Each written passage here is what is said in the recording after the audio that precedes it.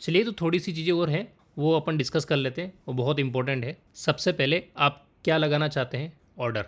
और ऑर्डर कितने टाइप के होते हैं भाई? दो ही टाइप के होते हैं, या तो बाय और सेल। मैं मोटा मोटा तौर पे बता रहा हूँ, आप नॉर्मल और MIS में मत घुस जाइएगा, ठीक है? तो मतलब अपने को खाली बाय बटन दबाना है या सेल बटन दबाना है। पर इस ऑर्डर को कहाँ प्लेस करना है, इसके लिए अपने को सिंबल तो चाहिए ना।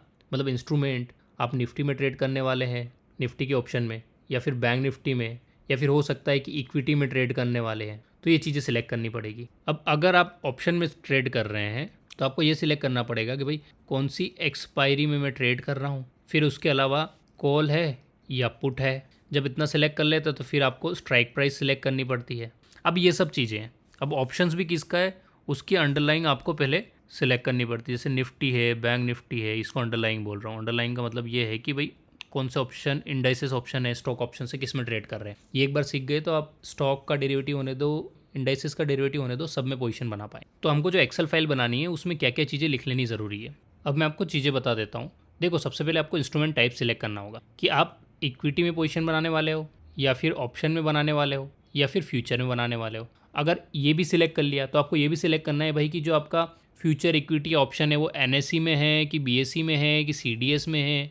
तो वो हम यहाँ सिलेक्ट करेंगे सेगमेंट से। NSE BSE अगर आपने सेलेक्ट किया तो वो आपको इक्विटी में पोजीशन बनाने को देगा। अगर आपने ये NFO फ्यूचर सेलेक्ट किया तो आपको NSE में फ्यूचर में पोजीशन बनाने को देगा।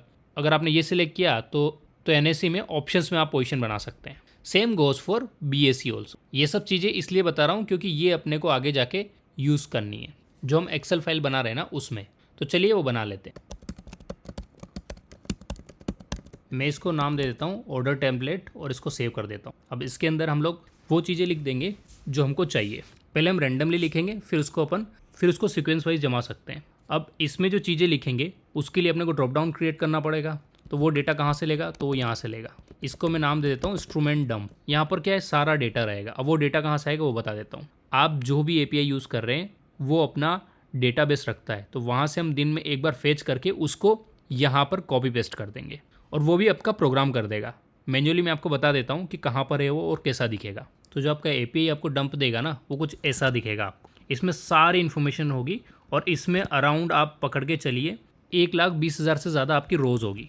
मतलब ये सारे ट्रेडिंग सिंबल है जो आप ट्रेड कर सकते हैं। अब इसमें आपके कमोडिटी भी आ गए, NSE BSE दुनिया भर के सारे सिंबल आ गए जो भी ट्रेड होते हैं। अब इसके बेसिस पर हमको अपना ड्रॉप डाउन बनाना है।